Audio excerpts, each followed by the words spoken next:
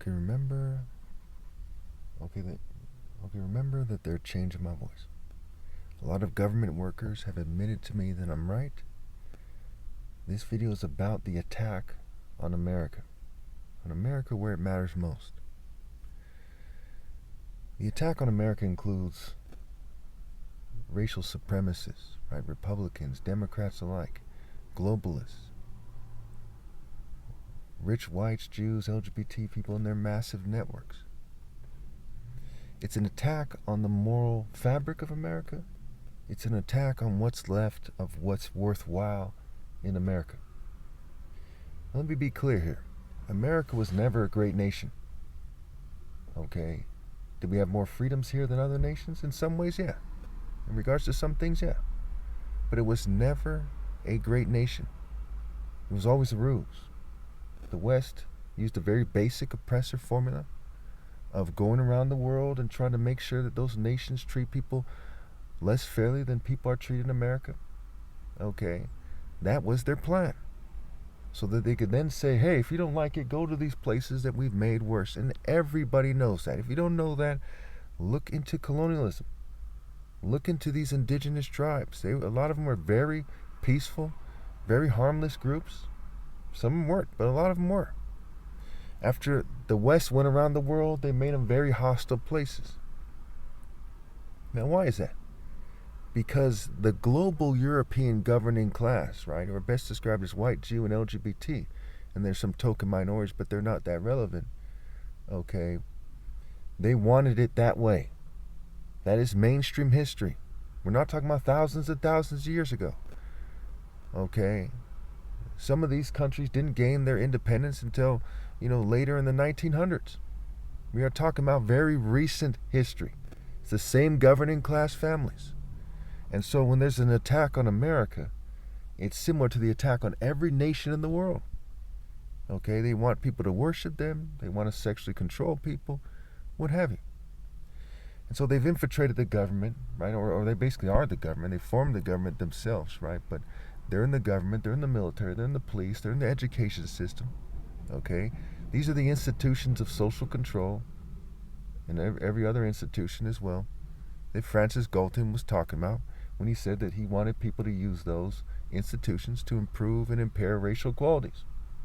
So part of it is a racial agenda. Most of it is a sexual control agenda. The word racist is like the word rapist for a reason. Now, I know firsthand from my research, I've been right on. I've been right about everything that matters in my videos. I've been completely right. I've made several predictions that were difficult to make based on my research, based on the facts, based on the logic and the reason, and where science is valid or close enough based on that. I was clearly right. I was right that females would keep shunning me. I was right that they wouldn't compensate me, even though I sent all these letters to the government and various intelligence agencies and law enforcement agencies, what have you. I was right that the locals, etc., wouldn't respond to my card tactics, bumper stickers, what have you. How did I know this? Okay. I knew this because I know that people are scared. I know they're an organization. I know they historically have bad judgment. Before it got this bad, I knew they had bad judgment. Their dating judgment. The celebrities they look up to. I mean, name one celebrity that has a lot of moral worth. They pretend that some do. They're part of these useless organizations that claim to help the children or this, and this, or helping disabled people or whatever. Save the whales, whatever these people are doing these days. Very clearly cheesy, corny, not heartfelt, not sincere. Very clear. And just like they worship these celebrities who aren't sincere, their dating process is not sincere. Their relationships. And so in the midst of this mess, where there's emos, jocks, thugs with no higher cause, spoiled rich kids, populars, anime, manga, okay, rockers, metalheads, punk rockers, freaks. In the midst of this mess of cultures full of insincere people, groupies, social norm fanatics, there seemed to be a little bit of sincerity here and there. That rare jewel, that diamond in the rough here and there. Now it's just me. because they systematically rotted the core of the nation. Now, a lot of you don't want to hear this, and it's very important that you understand this. After my flesh dies, people will be cut off from God, because who exactly I am. I'm the top martial artist ever possible, the Son of God. For those of you who might be watching this video as your first and only video, I've proven it. See my Proof I'm Christ playlist. I've proven it definitively, logically, with rational thinking. Those videos are clear and concise in spite of fuming and poisoning and sabotage. Very coherent, very logical. I've proven the miracles are figurative. In a way that's irrefutable. To view it differently is to be out of touch with reality. For example, if somebody said to you that they like to think of themselves as a bird, okay, if you got from that they're actually a bird, then you're disassociated from reality. So it is with the miracles in the Bible. Quite often, they use the word like. And other times they refer to it without the word like. Like the clouds of the Lord. Look, he advances like the clouds. Jeremiah 4:13. And in the New Testament it says flat out, I'll be coming on the clouds of heaven. It's referring to the same figurative idea. And I made a video about that as well that definitively proves that. Straightforward. Those people who think that Christ actually comes on a cloud, literally, they're out of touch with reality. And their brain is suffering as a result. Because as you follow that false path, your brain is out of tune with nature and reality, the reality of nature. And you disassociate from reality, become mentally ill. There's no other way it could be.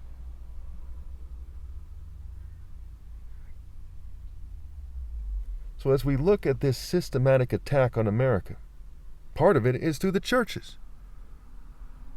Instead of people being disciplined and focused and insightful and wise and having sense and responding effectively, they are just being trampled, trampled, misled, misguided, confused. Their lives are chaotic. Even the people who seem the most organized, maybe some fancy estate, maybe the military or corporation, they're very confused about what to do. Just because something is organized doesn't mean the people who are doing that something are not in a state of confusion. They don't know what to do. Quite often serial killers are very meticulous, but they're disassociated from reality, confused about what to do. So Americans find themselves, like every nation in the world, in a country that will never be forgiven by God. You just happen to live on a plot of land where people have decided it's a nation and they have some kind of agenda. You are an idiot if you go along with that agenda. You're supposed to put what's right before that. They used to say God, country, family, and stuff like this, but people aren't living that. They're putting the country agenda first, and they're trying to derive pleasure from it. They're trying to benefit from it. They're being selfish. Every nation in the world is under attack, where it matters most. And a lot of it is sexual control, and a lot of it is being lied to and being misled. But first and foremost, people persecuting me has really caused damage to America and the American spirit and to the American people because of their complicity. One who's slacking his work is brother to one who destroys, and one who's directly involved in the spirit is also yoked to one who destroys and is one with one who destroys. So think about it like this. This should help you understand. I'll leave it here. There's God and Christ. I'm Christ. And there's the body of Christ. They're yoking themselves to me. They're working with me in my spirit, moving with me, obeying orders through me. No one is. Only those in the spiritual realm who are far more important than those who are in the flesh. Except for my parents are blameless. Then there's the body of the state, right, which is the extension of the devil. Most people agree that government is satanic. It's obvious that it is. So you're in the body of the state in a culture that's allowed. And so since you've yoked yourself to the devil's ship, you're the body of Satan instead of in the body of Christ. You are the adversary of God. And as the adversary moves against me, spiritually speaking, with fumes and poisons, physically speaking, financial sabotage, etc., threats, harassment, provocation, taunts, Like you see all over the news with their controlled opposition, except for I'm uncontrolled opposition, and I'm opposition of the devil. They're controlled opposition in the Satan spirit to another satanic compartment of Satan's system, of Satan's Babylonian global system. So you're in the body of Satan, and you're in the particular compartment, the American spirit, that is persecuting me. Israel and Europe are influencing him. Rich people all over the world probably influence him.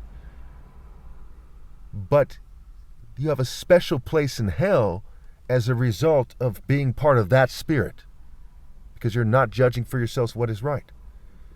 And who's trying to help you? The person who points this out, or the person who wants you to play stupid and make it worse for yourself? The people who are the people who are convincing you to keep reproducing, to keep playing the stupid game and the stupid senseless competition with other Satanists over who's got more satanic blood money and more satanic social status. Is stupid, or you're just trying to compete just to survive. That's what you're vying for. E-vi-L. You're vying as L. Vi-L is evil. The word evil is vile scrambled. It is vile to vie for the Canaanite deity El, for Baal, for anything that's a compartment of Satan. The 7 deadly sins have various forms. Sometimes they're more nuanced and subtle. You have to understand the intricacies and the idiosyncrasies in life, the details, the specifics. But you don't have to memorize the dictionary somewhere, figure all the connections in the Bible out, but you have to understand right and wrong and understand where there's a fine line between the two and understand what you're doing. And before the Bible was written, God expected people to understand that. Before the Torah was written, before the Egyptian exploration of right and wrong was displayed on the pyramid text and the writings of the so-called gods,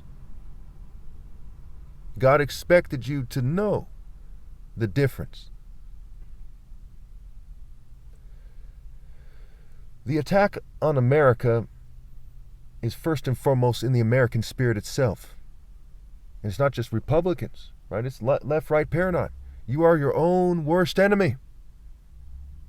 As it says in Judges, in Revelation, right? That fire, that you're burning yourself and each other. Those who, who hate instruction and correction, they hate themselves. Those who hate obeying God hates themselves. That's what it says in Proverbs. So you first and foremost are your own worst enemies, and you're burning yourselves and your family with the wickedness that burns like a fire. You have to do what is right. You have to rally to me and obey God through me and accept the joy and the struggle that comes with doing God's work. So as they try to hack my brain, and they're hacking your brains, and they're fuming, and they're poisoning people, and they're trying to pretend people are crazy, right? For years they built up that despicable falsehood that if they put voices in your head, or you think they're hacking your brain, that you're crazy. It's in the DSM, right? The Diagnostic and Statistical Manual of Mental Disorders, and they came out with various versions, and they built on it, the foolish builders. Okay, some people who hear voices, they are crazy. Some people who think their brains are being hacked, they are crazy, but you have to consider the evidence. The difference is in the evidence. I have 23 witnesses of the psychological operation against me, and there are hundreds, if not thousands, of people in America alone who have testified that the government is hacking their brain, is putting voices in their head in a way that is consistent with sound logic. It's like the Havana syndrome. Why didn't they say these people are crazy? Because they looked at the evidence. And they said, look at the medical test, look at the evidence. Just like when they blinded me. Was it in my head? No. The eye doctor agreed that that's what happened. Look at the evidence.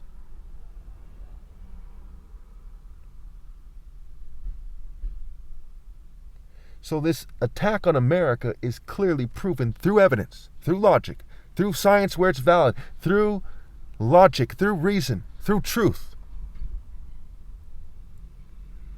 And when you play stupid about it thinking it's smart, when you try to avoid carrying your cross, it hits you harder. You're digging it deeper.